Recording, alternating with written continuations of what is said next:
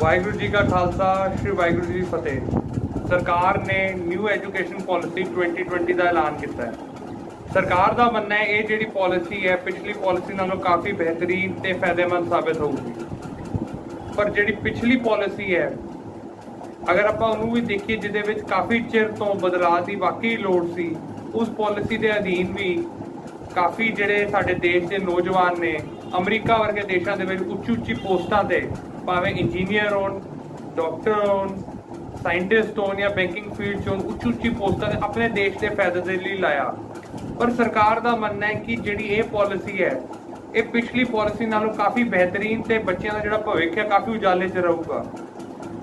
कितने साडी पंजाबी कहावत ना हो जाए जिवें जट से पंड थले अंग्रेज का कुत्ता आ गया, वकील करना पै गया, जट को 10 रुपये वकील मंगे 100 ते जट ने उन छुरली छड़ दी, कहता दे दूं 100। कहता करना की पैना, वकील कहता तू पागल बन जी, बौड़ा बन जी, मनी ना।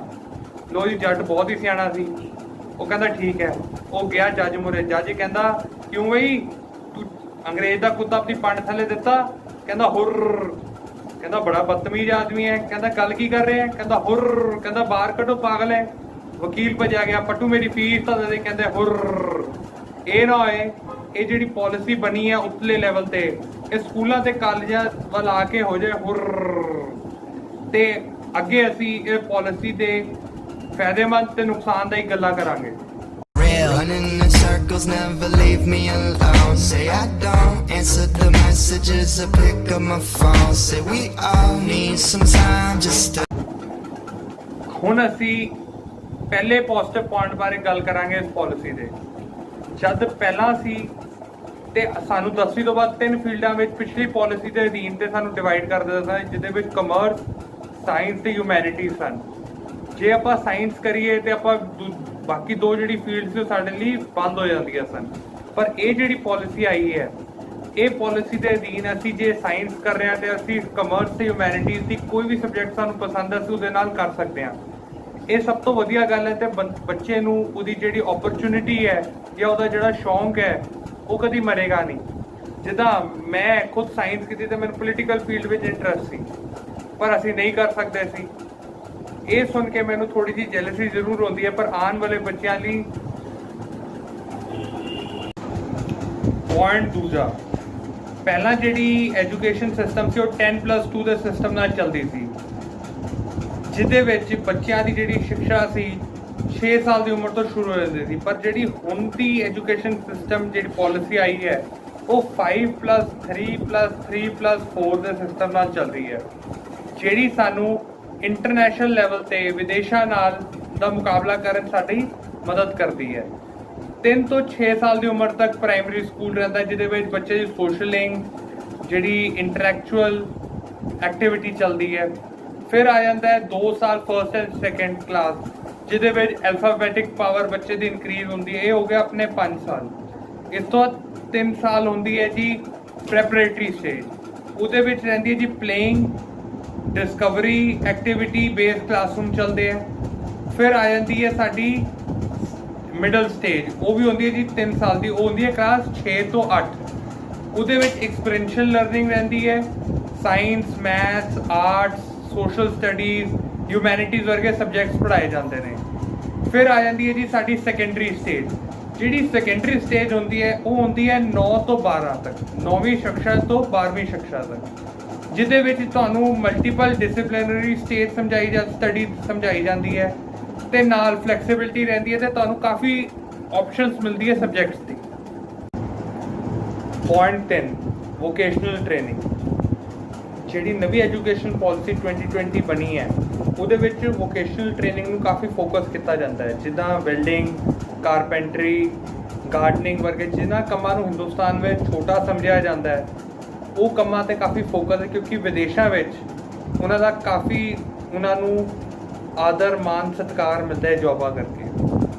तो साडे जिहड़े नवी एजुकेशन पॉलिसी है उहदे अधीन ते जिहड़े बच्चे ने 6th क्लास तो उन्होंने इन्हां दा प्रैक्टिकल इस जॉब्स का प्रैक्टिकल एक्सपीरियंस दिता जाएगा।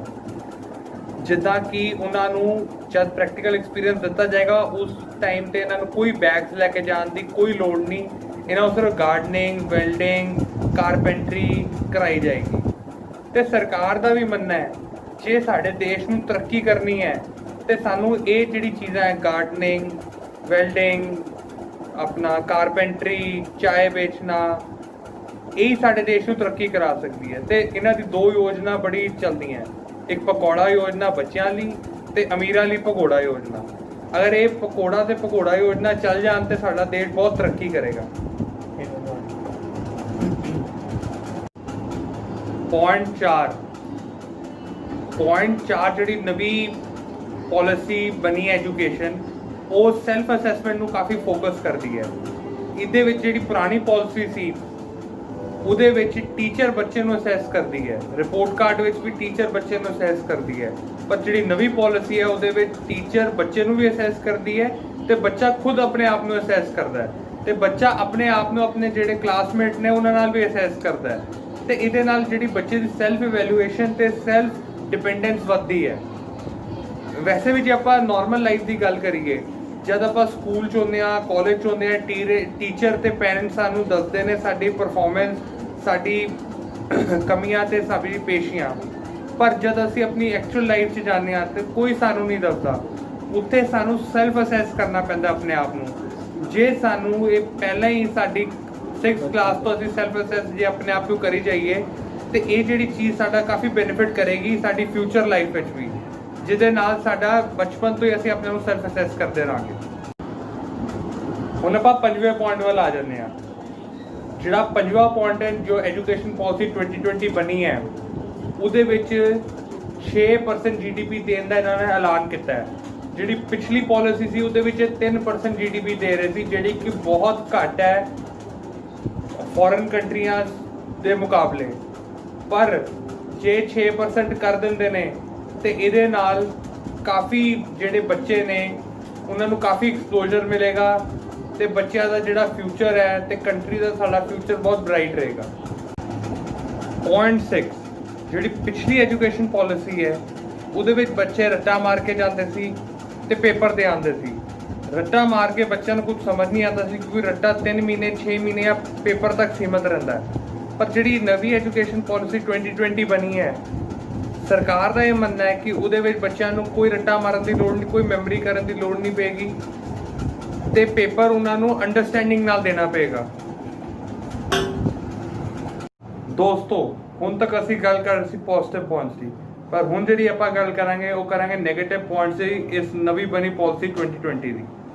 Running in circles, never leave me alone. Say I don't answer the messages or pick up my phone. Say we all need some time just to ਜਿਹੜੇ criticise ਕਰਦੇ ਆ ਉਹਨਾਂ ਨੇ ਸਭ ਤੋਂ ਪਹਿਲਾਂ ਕ੍ਰਿਟਿਸਾਈਜ਼ ਕੀਤਾ ਭਾਸ਼ਾ ਨੂੰ, ਯਾਨੀ ਕਿ ਲੈਂਗੁਏਜ।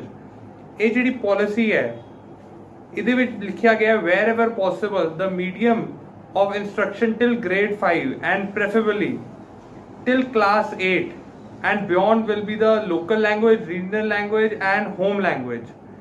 ਇਹ ਕਿੱਥੇ ਨਹੀਂ ਲਿਖਿਆ ਕਿ ਇਹ ਕੰਪਲਸਰੀ ਹੈ, ਪਰ ਜਿਹੜੇ ਕ੍ਰਿਟਿਸਾਈਜ਼ ਕਰ ਰਹੇ ਹੈ ਉਹਨਾਂ ਦਾ ਕਹਿਣਾ ਹੈ ਕਿ ਜਿਹੜੇ ਸਕੂਲਸ ਨੇ ਉਹ ਫੋਰਸ ਹੋਣਗੇ ਕਿ ਬੱਚਿਆਂ ਨੂੰ ਅੰਗਰੇਜ਼ੀ ਵਿੱਚ ਨਾ ਪੜ੍ਹਾਇਆ ਜਾਏ ਜਾਂ ਰਾਦਰ ਉਹਨਾਂ ਨੂੰ ਉਹਨਾਂ ਦੀ ਸਟੇਟਸ ਦੀ ਰੀਜਨਲ ਲੈਂਗੁਏਜ ਵਿੱਚ ਪੜ੍ਹਾਇਆ ਜਾਏ। ਤੇ ਇਹ ਤਾਂ ਬੜਾ ਔਖਾ ਹੋ ਜਾਊਗਾ ਜਿਹੜੇ ਬੰਦੇ ਨੌਕਰੀ ਪੇਸ਼ਾ ਨੇ। ਅਗਰ ਸਪੋਜ਼ ਕਰੋ, ਉਦਾਹਰਨ ਤੁਹਾਨੂੰ ਦੇਣਾ, ਕਿਸੇ ਦੇ पेरेंट्स ਜਿਹੜੇ ਹੈਗੇ ਨੇ ਪੰਜਾਬ 'ਚ ਨੌਕਰੀ ਕਰਦੇ ਨੇ ਤੇ ਉਹਨਾਂ ਦੀ ਜਿਹੜੀ ਬਦਲੀ ਹੈ ਮਹਾਰਾਸ਼ਟਰ ਹੋ ਜਾਂਦੀ ਹੈ, ਪਰ ਜਿਹੜਾ ਬੱਚਾ ਜਿਹੜਾ 4 ਕਲਾਸਾਂ ਪੜ੍ਹਿਆ ਹੈ ਪੰਜਾਬ 'ਚ ਤੇ ਉਹਨੂੰ ਸਿੱਧਾ ਮਹਾਰਾਸ਼ਟਰ ਅਗਰ ਸ਼ਿਫਟ ਕਰਾਇਆ ਜਾਏ ਤੇ ਉਹ ਮਰਾਠੀ ਪੜ੍ਹ ਹੀ ਨਹੀਂ ਸਕੂਗਾ, ਇਮੀਗ੍ਰੇਸ਼ਨ ਪੋਸੀਬਲ ਨਹੀਂ ਰਹੇਗੀ ਤੇ ਬੜਾ ਡਿਫਿਕਲਟ ਹੋ ਜਾਏਗਾ ਬੱਚੇ ਲਈ ਉੱਥੇ ਜਾ ਕੇ ਸੈੱਟ ਹੋਣਾ। ਤੇ ਇਹਦੇ ਵਿੱਚ ਇੱਕ ਚੀਜ਼ ਹੋਰ ਲਿਖੀ ਗਈ ਹੈ ਕਿ ਸੰਸਕ੍ਰਿਤ ਤੇ ਕਲਾਸਿਕ ਲੈਂਗੁਏਜ ਜਿਹੜੀ ਹੈਗੀ ਹੈ ਇਹ ਆਪਸ਼ਨਲ ਰਹੇਗੀ ਹਰ ਕਲਾਸ ਵਿੱਚ। मेरी एक सलाह है क्यों ना इंग्लिश नू कंपलसरी कर दिता जाए, क्योंकि जी इंग्लिश है एक ग्लोबल लैंग्वेज है।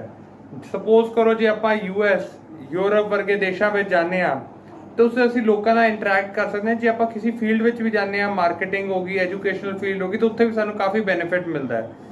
तो इंडिया नू एक होर बेनिफिट है चाइना तो ते साउथ ईस्ट एशियन कंट्रीज़ तो कि जिहड़ी इंडियंस ने वो इंग्लिश इंटरैक्ट कर लेंदे ने, तां ही वो बाहर जाके वड्डी वड्डी पोस्टां ते लगदे ने।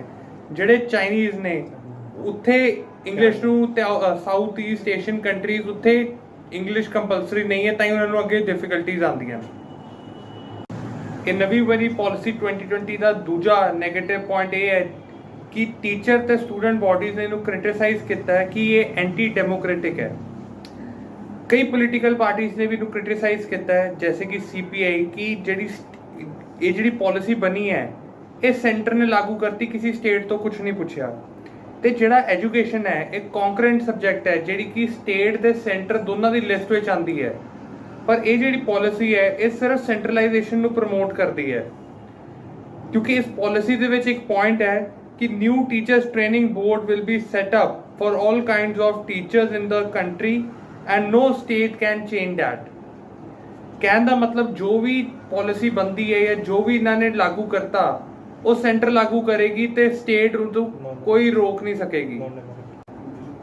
ਪੁਆਇੰਟ ਤੀਜਾ, ਇਹ ਜਿਹੜੀ ਪਾਲਿਸੀ ਬਣੀ ਹੈ ਕਿਹਾ ਜਾਂਦਾ ਇਹ ਪਾਲਿਸੀ ਜਿਹੜੀ ਹੈ ਥਿਓਰੈਟੀਕਲ ਜ਼ਿਆਦਾ ਤਾਂ ਪ੍ਰੈਕਟੀਕਲ ਘੱਟ ਹੈ, ਕਿਉਂਕਿ ਰੀਅਲ ਲਾਈਫ ਵਿੱਚ ਜੇ ਆਪਾਂ ਇਹਨੂੰ ਇੰਪਲੀਮੈਂਟ ਕਰੀਏ ਇਹ ਬਹੁਤ ਹੀ ਔਖਾ ਤੇ ਲੰਬਾ ਟਾਈਮ ਲਏਗਾ ਇੰਪਲੀਮੈਂਟ ਹੋਣ ਨੂੰ। ਕਿਉਂਕਿ ਜੇ ਆਪਾਂ ਕਈ ਗਵਰਨਮੈਂਟ ਸਕੂਲਾਂ ਦੀ ਗੱਲ ਕਰੀਏ, ਜੇ ਉੱਥੇ ਕੋਈ ਬੱਚਾ 5ਵੀਂ ਕਕਸ਼ਾ 'ਚ ਪੜ੍ਹ ਰਿਹਾ ਹੈ ਜਾਂ 5th ਕਲਾਸ ਵਿੱਚ ਪੜ੍ਹ ਰਿਹਾ ਹੈ ਤੇ ਉੱਥੇ ਕੋਈ ਟੀਚਰ ਹੀ ਨਹੀਂ ਹੈਗੇ। ਜੇ ਕਈ ਸਕੂਲਾਂ ਟੀਚਰ ਨੇ ਤਾਂ ਉੱਥੇ ਇਨਫਰਾਸਟ੍ਰਕਚਰ ਨਹੀਂ ਹੈ ਤੇ ਉੱਥੇ ਪ੍ਰੋਪਰ ਪੜ੍ਹਾਈ ਹੁੰਦੀ ਨਹੀਂ, ਜਿਸ ਕਰਕੇ ਬੱਚੇ ਪੜ੍ਹਾਈ ਛੱਡ ਜਾਂਦੇ ਨੇ।